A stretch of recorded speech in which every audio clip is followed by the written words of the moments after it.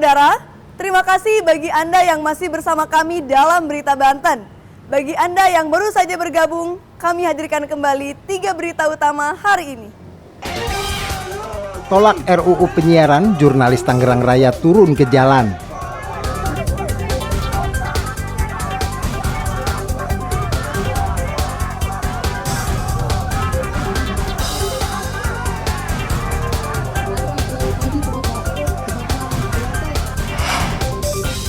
Jelang Idul Adha, peternakan sapi di Pandeglang mulai diburu pembeli.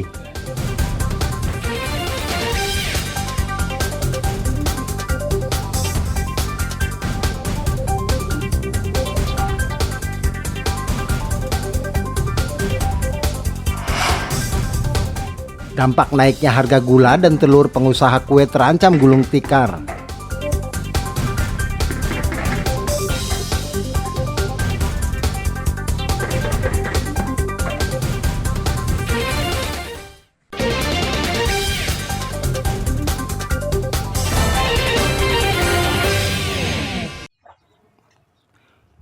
Bertempat tinggal di rumah yang layak pasti merupakan keinginan semua warga, terutama di saat usia senja.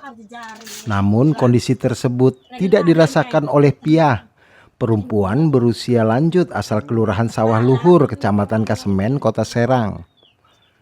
Di usianya yang sudah senja, Piah terpaksa tinggal di rumah yang kondisinya sangat memprihatinkan dan nyaris roboh. Kondisi rumahnya sudah semakin parah akibat hujan yang sudah terjadi beberapa waktu lalu.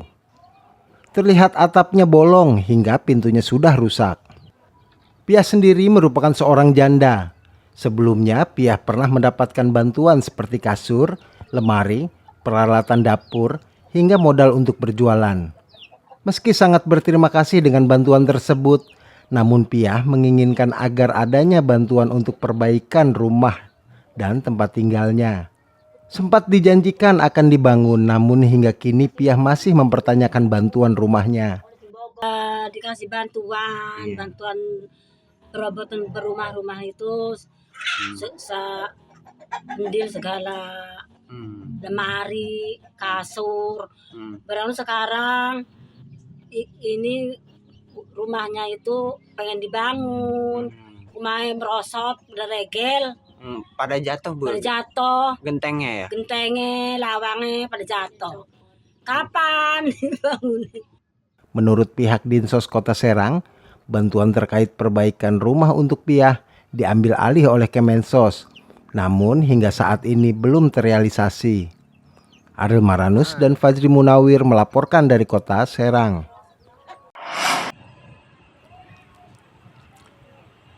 Kerap sering membuat kemacetan, pedagang di situ Ciherang, Kecamatan Cikande, Kabupaten Serang tetap berjualan di bahu jalan.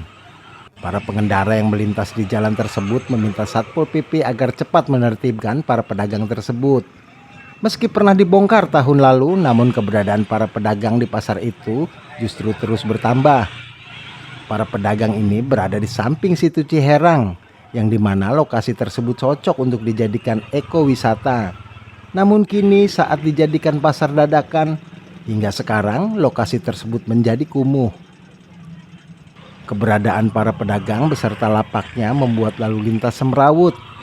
Jalan menyempit, bahkan mobil pun nyaris tidak bisa masuk bila kondisi sedang ramai. Untuk saya sih sangat mengganggu ya, karena jualannya sampai ke jalan itu dan jalan jadi sempit. Saya sih berharapnya untuk pemerintah untuk ditindak supaya tidak mengganggu jalan umum. Apalagi lapak-lapak itu kan ada di jalan itu, makan jalan jelas-jelas begitu. Nah, untuk saya sih harapannya Satpol PP bisa berbuat inilah, tegas lah untuk menertibkan pedagang itu supaya tidak mengganggu jalan. Untuk pedagang yang di luar itu diarahkan ke dalam lah. Pengendara berharap pihak Satpol PP Kabupaten Serang dapat segera kembali menertibkan para pedagang yang berjualan di bahu jalan. Hal tersebut melanggar peraturan daerah Kabupaten Serang nomor 2 tahun 2018 tentang penyelenggaraan ketentraman, ketertiban umum, dan perlindungan masyarakat dan Perda Nomor 1 tentang bangunan gedung. Ariel Maranus dan Ahmad Sayuti melaporkan dari Kabupaten Serang.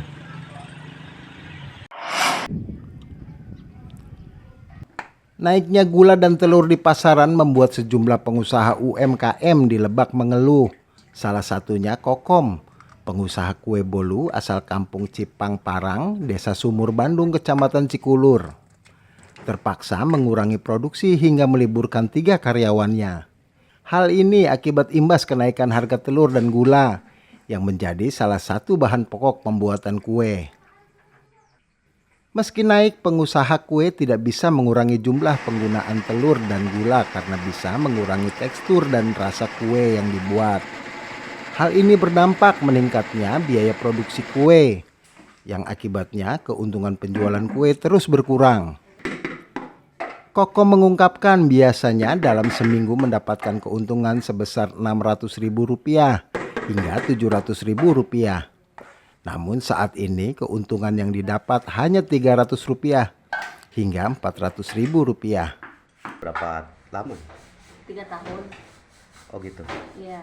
Terus untuk bahan-bahannya sendiri apa aja sih, Teh? Terigu, gula, sama telur. Oh gitu. Kan kondisi bahan pokok sekarang kan lagi naik, terutama telur sama gula. Ini untuk mensiasati dampak dari kerugian dengan cara apa nih, Teh? Atuh emang ngedampak sih. Ah, Keuntungannya dikit. oh gitu. Terus? Iya. Tipis lah, tipis. Biasanya berapa sebelum ada kenaikan telur sama gula? Biasanya berapa? Biasanya per minggu itu dapat keuntungan 600-700. Sekarang paling 400, 300, tipis. Iya. Nah, terus itu berarti untuk mensiasati dampak dari kerugian itu nggak ditaikin harganya ataupun diperkecil si Enggak. produknya ya? Enggak, segitu aja. Cuman keuntungannya dikit. Kokom berharap kepada pemerintah harga gula dan telur agar bisa kembali turun, supaya 3 karyawan yang diliburkan bisa dipekerjakan kembali. Ariel Maranus dan Sajiwa Pratama melaporkan dari Kabupaten Lebak.